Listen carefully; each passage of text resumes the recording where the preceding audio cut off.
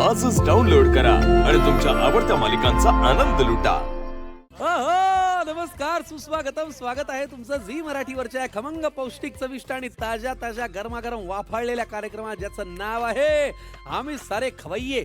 जोडीचा मामला, co powered by Fortune refined sunflower oil, society tea कडक डस्ट चहा आणि पितांबरी रुचाना गुळ powder. Taste partner Kepra foods, special partners Govind milk आणि milk products, Anurup Vivah Sanstha, Kala Mandir sari Thane, skin care partner Barwa skin therapy आणि हायजीन पार्टनर टायगर फिनाईल, स्वच्छतेचा भरवसा. मंडळी, सगळ्यात आधी तर तुम्हाला सगळ्यांना गणेशोत्सवाच्या अनंत शुभेच्छा. उत्सव म्हणलं की घरात येतात पाहुणे, आणि पाहुणे आले की किचन मध्ये पदार्थांची रांग लागलेली असते.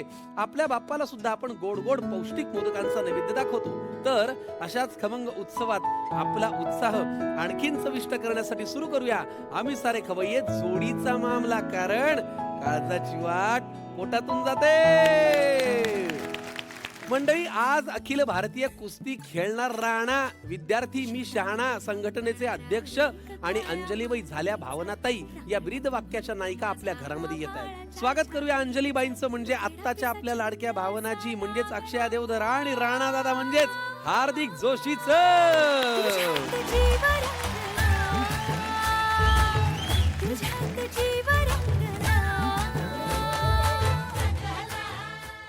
वेगळाच मूड लागला. खूप मनापासून स्वागत, खूप मनापासून स्वागत.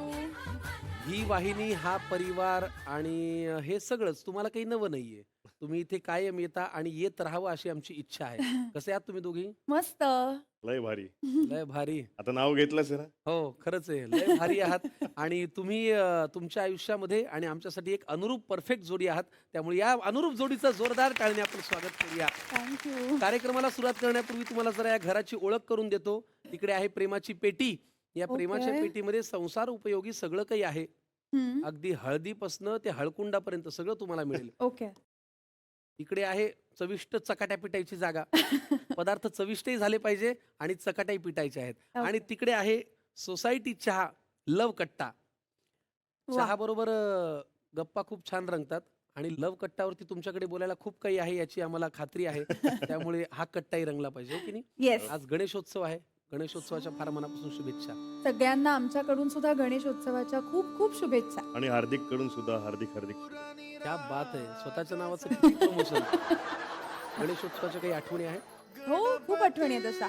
म्हणजे वेगवेगळ्या प्रकारच्या, जसं की रेसिपी बनवणं किंवा फॅशन शो किंवा वक्तृत्व स्पर्धा, नाट्यछटा, असे अनेक कार्यक्रम सोसायटीमध्ये सुद्धा व्हायचे गणेशोत्सवासाठीचे. सो तिथपासनं सुरुवात झाली आहे आणि तेव्हापासूनच मी बालनाट्यात काम करायला सुरुवात केली होती. त्यामुळे या सगळ्याचं खूप अट्रॅक्शन होतं. त्यामुळे ते गणपतीच्या दरम्यान मुळात असं दाखवायचं असतं सगळ्यांना. सो तिथपासनं ते सुरू झालं. आम्हालाही काहीतरी येतं. गणपती बाप्पाने आम्हालाही कला दिलेली आहे, हो की नाही? आणि तिथून खरा तर तो जोश सुरू होतो, ती स्पर्धा सुरू होते. तुझी काय आठवण? मुंबईकर. ऑफकोर्स दादरमध्ये लहानाचं मोठा झालेलो आहे. आई वडील तर गिरगावातले, त्यामुळे लहानपणापासूनच म्हणजे घरात गणपती बाप्पा काय महत्व आहे आपल्या आयुष्यातलं, किंवा आपण प्रत्येक वेळेला श्री गणेशा का म्हणतो, त्याचं महत्व लहानपणापासूनच दिलेलं आहे. आणि आठवणी म्हणजे नक्कीच आपल्या सगळ्या लालबागपासून ते गिरगावपर्यंतच्या गल्लीतल्या मजा. आणि आपल्याला 7 दिवस सुट्टी असायची तेव्हा शाळेला, तेव्हा बेंचमध्ये गणपतीचा फोटो लावायचा. म्हणजे एक अशी आठवण आहे की गणपतीमध्ये आमची राजा शिवाजी विद्यालय IAS, त्याचे मित्र आम्ही वर्गातले आजही जवळजवळ 30 ते 40 मुलं एक दिवस ठरवून भेटतो. किती छान. वा, त्या आठवणींनी आपण ताजे होतो, रिफ्रेश होतो. हो. खूप छान. चला लव कट्ट्यावरती जाऊया. तिकडे जरा गप्पांचा फड रंगूया. सोसायटी टी लव कट्ट्याकडे जाऊया. हार्दिक आणि अक्षया, प्लीज या.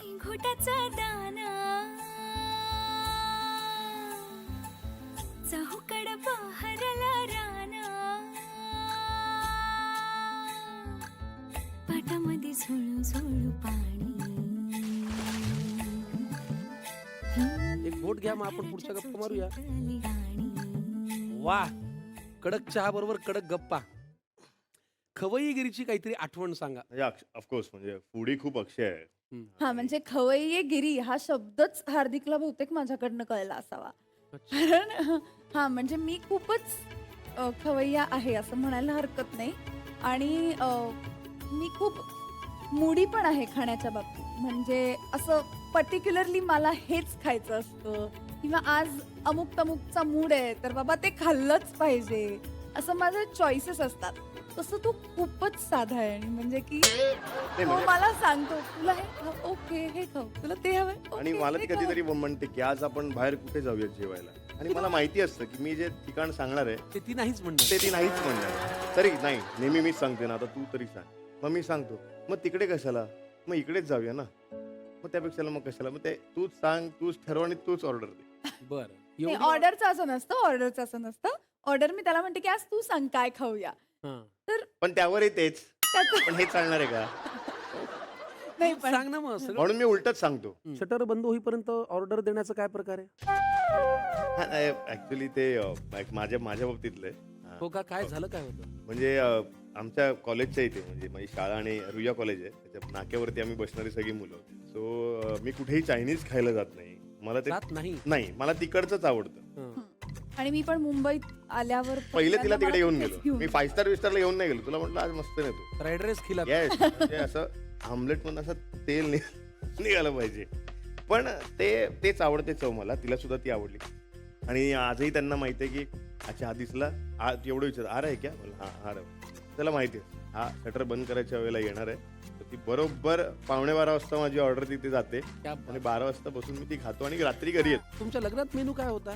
खूप सागरचं. लग्नामध्ये काय ठरवलं होतं की लग्न संस्था आपण जी म्हणतो ती आपल्या पारंपरिक पद्धतीने व्हायला पाहिजे. हा माझा पहिल्यापासून अट्टास होता. लग्नात आमच्या मोदक होते, हो, उकडीचे मोदक होते, उकडीचे मोदक होते बिरडं होतं, वाल्याचं बिरडं होतं. आणि मोदक संपले उकडलेल्या म्हणून बटाट्याचे. गाजराचा हलवा होता हो, नंतर. त्यांनी करून दिला. पण मुळात राणादा अंजलीबाईंच्या प्रेमात पडलेत हे कळलं कधी? का अंजलीबाईच राणादादाच्या प्रेमात पडल्यात ते कळलं कधी? मला स्वतःला तरी सिरियल संपल्यावर जास्त जाणवलं. मे बी सिरियल किती दिवस चालली? 4.5 वर्ष, 4.5. म्हणजे 5 वर्ष आम्ही होतो. फक्त अजून 6 महिने राहिले असते तर आम्हाला राशन कार्ड मिळालं असतं कोल्हापूरला. पण मला 4.5 वर्ष जाणवलं नाही. नाही म्हणजे अं, जाणवलं त्या तर म्हणता येणार नाही, वेळी पण चाललंय हा, असं नाही झालं. कळलं. पण 4.5 वर्षात तुम्ही एकमेकांच्या प्रेमात पडला होतात हे तुम्ही कबूल नाही, केलं खूप नव्हतं? आमची चांगली जवळची मैत्री होती. खूप चांगली म्हणजे अच्छा आता हे खायचं का ते खायचं, कारण की 24 तास आम्ही एकत्र होतो तिकडे. पण त्याच्यानंतर कुठेतरी असं जाणवलं आणि नंतर मला कळलं की माझ्या ऍक्च्युली ते आईने असतं ना खरं तर की विचारलं. आपल्या सोबत असतं तेव्हा कळत नाही नेमकं काय, पण दूर जातं तेव्हा कळतं की अरे हे जवळ हवंय. तर ते काहीसं आमच्या बाबतीत झालं आणि लांब गेल्यावर जास्त असं वाटायला लागलं की नाही हे काहीतरी आहे, काहीतरी आहे. सो मग त्यावेळी विचार सुरू झाला, मग गोष्टी सुरू झाल्या, मग एक निर्णय दिवस झाला. कोण कोण असं म्हणाले? नाही, मी डायरेक्ट घरीच गेलो. हा? हा, म्हणजे हार्दिक घरीच गेलो, घरीच direct. आला होता विचारायला. मी मला लग्न पण हे करायचं. तुला माहिती होतं तो येणार आहे का डायरेक्ट दरवाजा नाही, विरोध नाही. नाही नाही नाही, सांगितलं होतं. आधी मला त्यांनी विचारलं की हं. असं वाटतंय, मग तुला काय वाटतंय? म्हटलं हो मलाही असंच वाटतंय काहीसं. आणि तेव्हा पण ती म्हणाली म्हटलं की मला माझ्यावर ऑलरेडी नाहीये. तुझ्या आईने एकदा विचारलंय की तू काय? माझ्या मुलाशी लग्न करशील का म्हणून. हो म्हणजे एक मिनिट थांब थांब मुलाच्या आधी सासूबाईंनी हो, विचारलं हो, की हो. माझ्या मुलाशी लग्न करशील हो का? येस. की मला तू आवडतेस करशील का म्हणून. मग तेव्हा तू काय उत्तर दिलं होतंस? तुमच्या मुलाला विचारू द्या.